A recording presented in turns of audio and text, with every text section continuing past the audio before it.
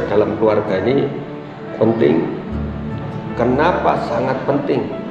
Ya, sesuatu yang besar, negara, bangsa yang besar itu dimulai dari keluarga. Ya, seperti Israel. Israel ini apakah itu langsung nama bangsa? Kan bukan. Israel adalah nama dari siapa? Namanya adalah Yakub. Jadi terdiri dari satu keluarga saja, satu orang. Nama Yakub. Nah, terus Yakub ini karena takut akan Tuhan, dia percaya akan Tuhan. Terus ketika bergumul di sebuah gunung dan dikatakan mengalahkan Allah. Sebenarnya kalau Allah ya tidak mungkin dikalahkan gitu ya. Karena kalau dikalahkan hancur Yakubnya, nggak jadi Israel lagi, ya kan? Tetapi memberi kesempatan kepada Yakub ya untuk menerima janji-janji Allah. Dan ketika bergulat di situ sampai semalam-malaman, roh yang dari Allah ini dipiting, tahu dipiting, dipegang rata-rata.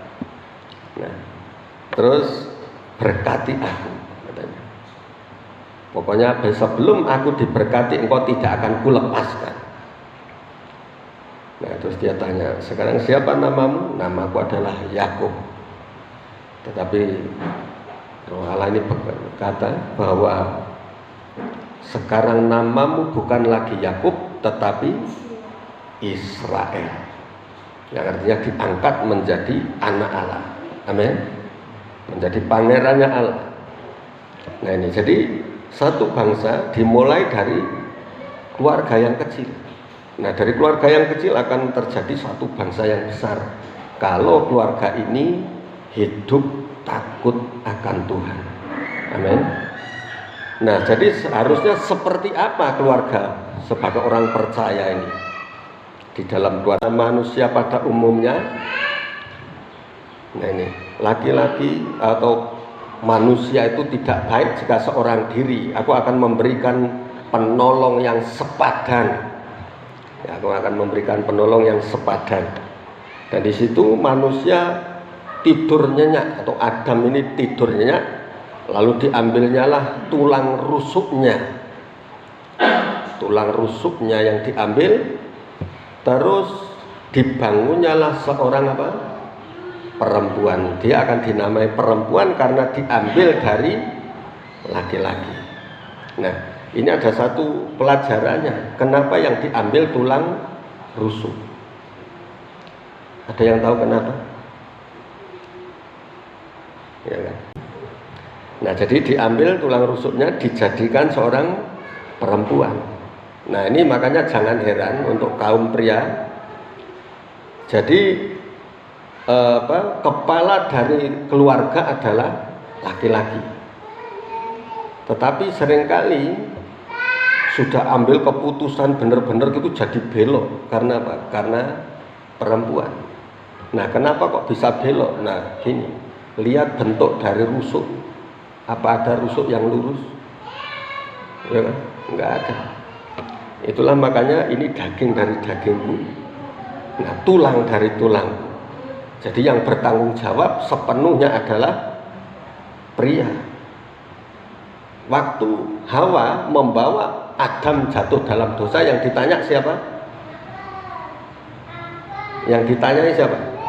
Adam. Bukan langsung Hawa, kamu telah makan buah ini, enggak.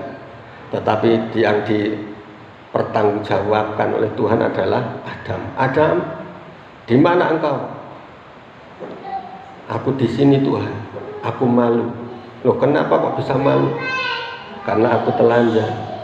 Ya kan? Nah, ini. Coba ayat di bawahnya, ayat 25. Jadi sebelumnya mereka keduanya apa? Telanjang, manusia dan istrinya itu, tetapi mereka tidak merasa apa? Ya, tidak merasa malu. Sebenarnya gini, mereka keduanya telanjang. Ini juga mengandung arti suami istri itu semuanya harus terbuka. Amin. Ada kejujuran, dimulai dari kejujuran, entah kekurangan, entah kelebihan. keluarganya seperti apa harus jujur dari awal. Ya, ada ketelanjangan itu keterbukaan, gitu ya. Nah ini. Nah terus dikatakan bahwa ayat 24, sebab itu seorang laki-laki akan meninggalkan ayahnya dan ibunya. Nah kenapa harus meninggalkan ayahnya dan ibunya? Nah, dan bersatu dengan istrinya sehingga keduanya menjadi satu daging. Meninggalkan ayahnya dan ibunya. Itu yang benar sesuai firman Tuhan seperti ini. Artinya apa? Seorang laki-laki harus mandiri, menjadi benar-benar kepala keluarga yang seutuhnya. Karena apa? Kalau masih kumpul dengan orang tua, itu ada namanya pihak ketiga. Ya, pihak ketiga artinya ya, yang seringkali mempengaruhi. Jadi harus bebas dari pihak ketiga. Amin. Supaya apa? Bisa mengambil keputusan sendiri. Menjadi pria yang sebenarnya dewasa secara roh ataupun dalam pemikirannya. Nah, tetapi kalau masih ada pihak ketiga, biasanya lihat, wah kok kayak gini. Nah ini biasanya ikut gitu. Nah ini. Jadi sebab itu laki-laki akan meninggalkan ayahnya dan ibunya dan bersatu dengan istrinya.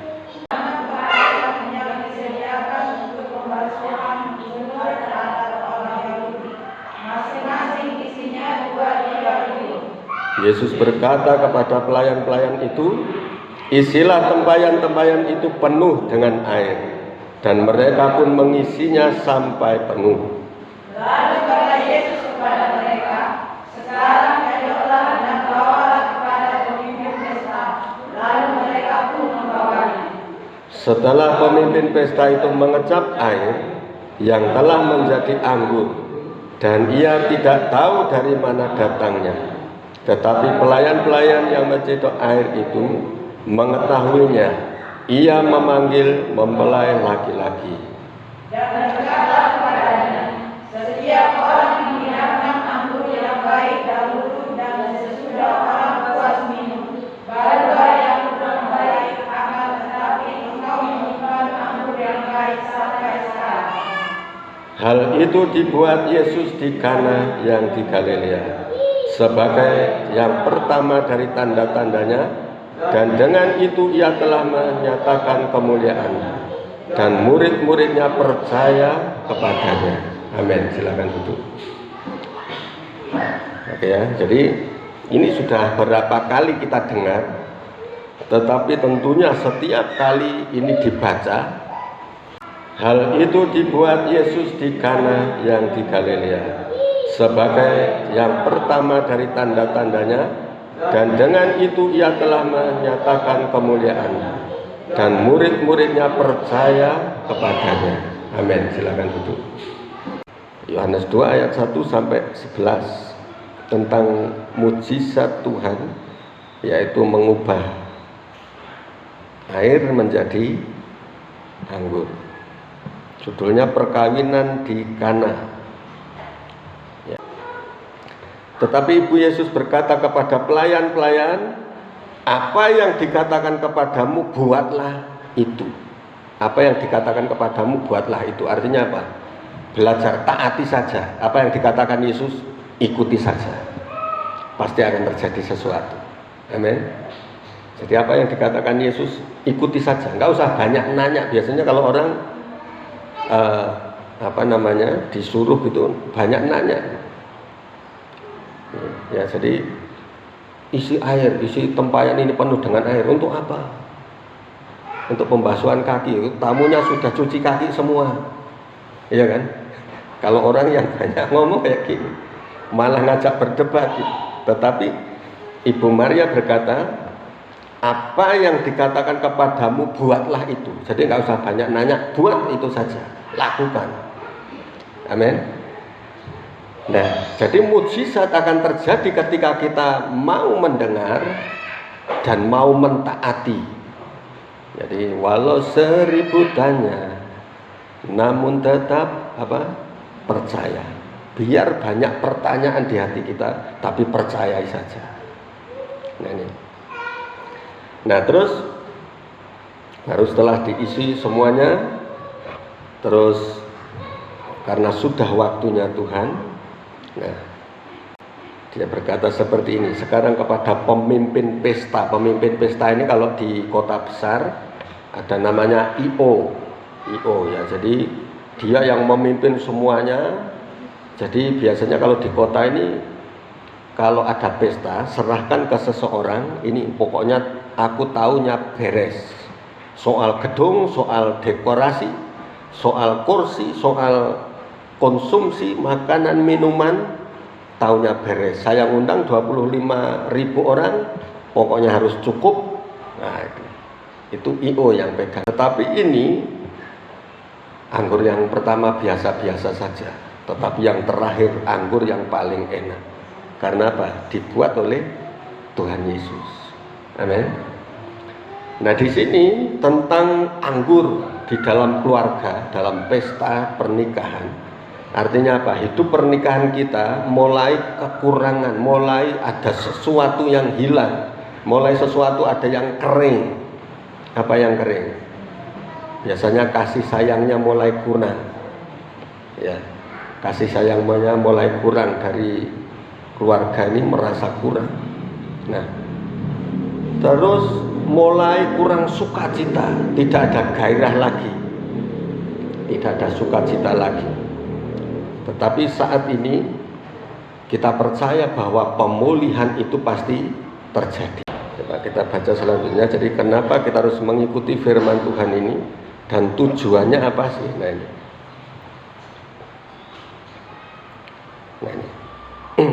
Coba kita baca Kolose 3 ayat 18 sampai 21. Nah ini untuk cara hidup yang benar di hadapan Tuhan. Bagaimana seorang istri, bagaimana seorang suami yang benar. Nah karena kalau kebalik-balik, ini bisa saja berkat seharusnya mengalir deras, bisa buntu gitu. Oke, kita baca sama-sama. Ini yang calon-calon suami, calon-calon istri juga biar tahu ya. Judulnya hubungan antara anggota-anggota rumah tangga. Oke, mulai dari ayat 18. 1, 2, 3. Hai istri-istri, tunduklah kepada suamimu sebagaimana seharusnya di dalam Tuhan. Hai suami-suami, kasihilah istrimu dan janganlah berlaku kasar terhadap dia. Nah sekarang, hai anak-anak, taatilah orang tuamu dalam segala hal, karena itulah yang indah di dalam Tuhan. 21. Hai bapak-bapak, jangan sakiti hati anakmu, supaya jangan tawar hatinya. Sudah sampai situ ya, sampai 21. Diri. Ya kan? Nah ini jadi nggak bisa menyalahkan satu pihak, bisa semuanya salah. Ya. Nah ini. Makanya di sini dikatakan, hai istri-istri, tunduklah kepada suamimu. Walaupun hasil dari istri itu lebih banyak, istri pangkatnya lebih tinggi, jabatannya lebih, tetap di dalam keluarga istri itu di bawah kepemimpinan suami. Amin. Nah istri-istri, tunduklah kepada suamimu sebagaimana seharusnya di dalam Tuhan. Tetapi sebaliknya ayat 19, hai suami-suami, apa? Kasihilah istrimu dan jangan berlaku apa? Kasar. Nah, sekarang ada namanya KDRT, kekerasan dalam rumah tangga. Kekerasan itu dalam bentuk apa? Kekerasan ini bisa main fisik, main pukul, ya. Tapi juga ada yang tidak main pukul, tetapi berbicaranya kasar, menuduh yang ndak-ndak. Ini juga disebut KDRT, itu bisa dilaporkan ke Komnas HAM itu. Ya kan? Loh, kalau kita tahu jalurnya bisa, ini Pak, suami saya kasar banget sama saya ini, nuduh saya kayak gini, nggak benar. Bisa dilaporin. Ya kan? Nah, jadi itu ada namanya kekerasan verbal, kekerasan perkataan yang sampai benar-benar membuat sakit hati. Karena suami adalah kepala istri, sama seperti Kristus adalah kepala jemaat, dialah yang menyelamatkan tubuh. Karena itu sebagaimana jemaat tunduk kepada Kristus, demikian jugalah istri kepada suami dalam segala sesuatu. Hai suami, kasihilah istrimu sebagaimana Kristus telah mengasihi jemaat dan telah menyerahkan dirinya baginya untuk menguduskannya sesudah ia menyucikannya dengan memandikannya dengan air dan firman, supaya dengan demikian ia menempatkan jemaat di hadapannya sendiri dengan cemerlang, tanpa cacat atau kerut atau yang serupa itu, tetapi supaya jemaat kudus dan tidak bercela. Demikian juga suami harus mengasihi istrinya sama seperti tubuhnya sendiri. Siapa yang mengasihi istrinya, mengasihi dirinya sendiri. Ayat 29. Sebab tidak pernah seorang membenci tubuhnya sendiri, tetapi mengasuhnya dan merawatinya sama seperti Kristus terhadap jemaat. Amin. Nah ini, jadi kalau kita mengasihi diri sendiri, ya tentunya kita juga harus mengasihi pasangan kita. Amin. Karena suami adalah kepala, terus istri ini bagian dari tubuh laki-laki. Karena dikatakan seperti yang kita baca pertama di Kejadian, ini adalah daging dari dagingku, ini adalah tulang dari tulangku. Jadi kalau menyakiti, saling menyakiti suami istri, ini sama dengan menyakiti diri sendiri. Ya, diri sendiri. Terus belum lagi sampai ke anak-anak. Misalnya ini, saya punya anak ini, Yosef ini nakal gitu. Nah misalnya keluar, wah kayak geng motor. Terus nanti orang akan tanya, ini anak siapa sih? Lasak banget, ya kan? Nah, anak Pak Pendeta. Ya, yang kena itu langsung ke kepalanya, ya kan? Satu keluarga itu kena semua. Ya, nah jadi kita harus menjaga semuanya. Kalau kita ini di dalam Tuhan adalah keluarga, ya kita harus saling menjaga. Amin. Saling menjaga. Nah, itu ya. Karena itulah Tuhan membentuk atau mengajarkan. Kenapa mengajarkan doa, dan doanya doa Bapa kami. Ini Tuhan menyatakan bahwa kita dengan Tuhan ini seperti bapa dan anak, seperti di dalam keluarga. Amin. Dalam keluarga. Gitu ya. Nah ini. Jadi kalau terjadi sesuatu kepada kita, itu Tuhan bisa turun tangan. Tetapi kecuali kita sudah nggak diakui lagi sebagai anak, ya Tuhan nggak akan tolong kita, nggak akan jaga kita lagi. Nah ini, supaya terhindar dari namanya pertengkaran dalam keluarga. Ini ada. Oke, coba salah satu, tolong ada yang buka Amsal 29 ayat 22. Dari bapak-bapak ya, dari bapak-bapak baca Amsal 29 ayat 22.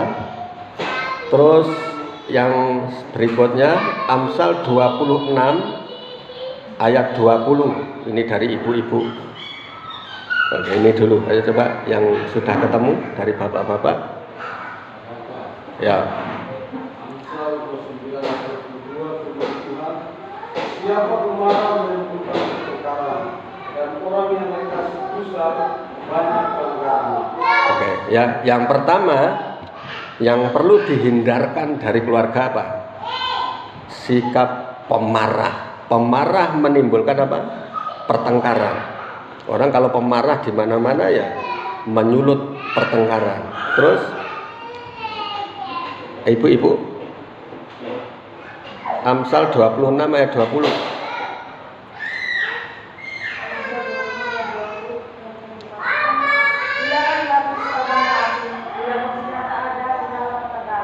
Ya. Jadi seperti api itu, kalau kayunya diambil, apinya sudah nggak nyala lagi, ya, bisa terhindar.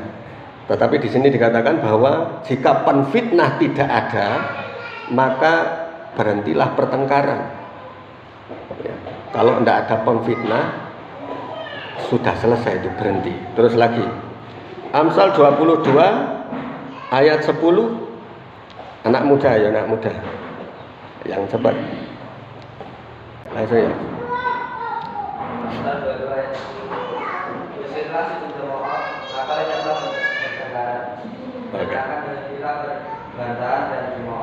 Ya, usirlah pencemooh. Jadi kalau ada di gereja kita yang suka usir dulu, itu selesai. Jadi kalau ada urusan apa-apa yang tukang mencemooh ini disuruh minggir dulu, minggir aja kamu, nggak usah ikut. Itu selesai, nggak ada pertengkaran. Ya, usirlah pencemooh, maka tidak ada lagi pertengkaran. Oke, terus satu lagi, Amsal 19 ayat 13. Ibu-ibu, dari ibu-ibu ayo. Amsal 19 ayat 13.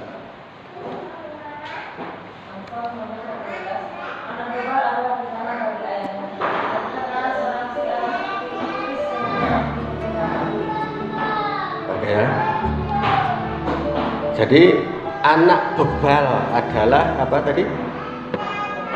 Bencana bagi ayahnya. Anak bebal, tahu bebal?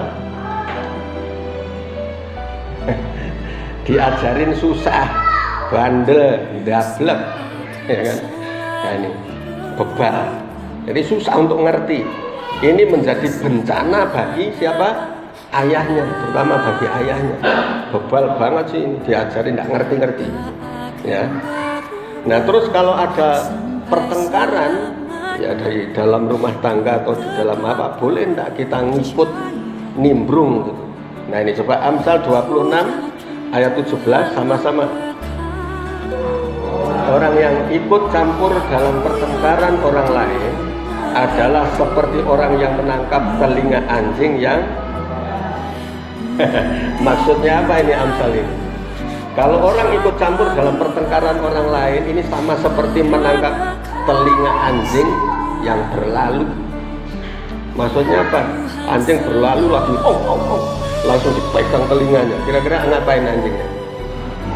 Ya, pasti gigit ya. Kita akan kena dampaknya. Ya, ini sangat beresiko.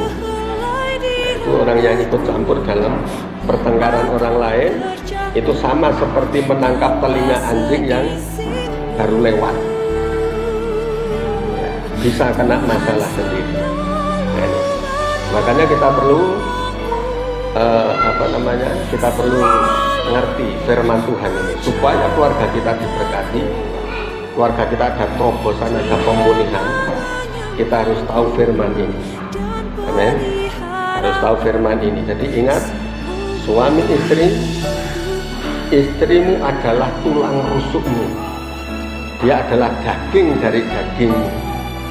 Maka jangan pernah menyakiti, karena kalau menyakiti dia sama dengan menyakiti diri sendiri. Nah, begitu juga istri, jangan sakiti suamimu. Ya, dia adalah kepalamu. Nah, kalau kepala disakiti, nah itu yang bikin sakit kepala terus. Bapaknya disakiti terus, istrinya yang sering sakit kepala kan. Gitu ya.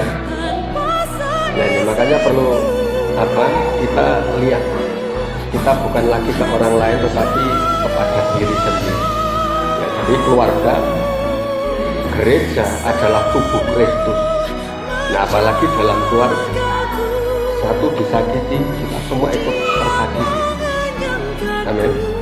Tetapi kalau ada yang menerima anugerah Tuhan ditinggikan, misalnya ada sesuatu yang sangat membanggakan, kita semua juga ikut bangga di dalamnya. Amin. Nah, saya akan kasih tahu bedanya orang bodoh dan orang pintar. Kalau orang pintar ini kalau ngomong pasti berpikir dulu. Ya, ngomong pasti berpikir dulu. Kalau orang bodoh, ya ngomong sama kentut sama, nggak pernah mikir dulu, asal bunyi aja. Ya, bunyi. Entah nanti akibatnya apa, urusan nanti. Itu orang bodoh. Tapi orang pintar akan selalu berpikir dulu sebelum berkata, ini berdampak atau berakibat apa. Amin. Pengen pintar atau bodoh? Yang pintar. Terus di atasnya pintar lagi, kita harus bijaksana. Amin. Karena ternyata orang pintar masih kalah itu sama orang bijaksana. Orang bijaksana akan lebih lagi berpikir, terus ketika berkata-kata harus tepat waktunya, tepat pada orang yang seharusnya.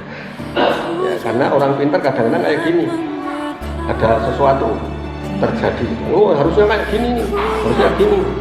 Tetapi kalau tidak tepat waktu akan meleset juga. Tetapi orang yang bijaksana, ya akan berpikir banyak, dan saya akan menunggu waktu yang tepat. Amin. Menunggu tempat yang tepat. Gitu. Nah, jadi berkata apa yang dikatakan? Dia datang kepada Yesus dan berkata, mereka kehabisan apa? Anggur. Nah, tetapi Yesus berkata kepadanya, mau apakah engkau daripadaku Ibu? Saatku belum tiba. Jadi kalau Tuhan mau melakukan kuasa dan mujizat, itu ada saat, ada waktu, ada namanya timing, waktu. Ya, jadi enggak seperti apa yang kita inginkan, tetapi sesuai dengan waktu Tuhan. Amin. Itu yang sering kita nyanyikan kan, waktu Tuhan pasti yang terbaik, walau kadang tak mudah dimengerti. Nah gini, jadi kadang-kadang ini susah untuk dimengerti, disuruh percaya tapi susah dimengerti. Bagaimana kita akan percaya? Itulah karunia iman ya. Jadi walaupun susah dimengerti, tetapi kita bisa percaya. Amin. Nah Ibu Yesus ini, walaupun dia sebagai manusia ini adalah ibunya Yesus, tetapi dia percaya bahwa dia bukan manusia biasa. Dia adalah Allah.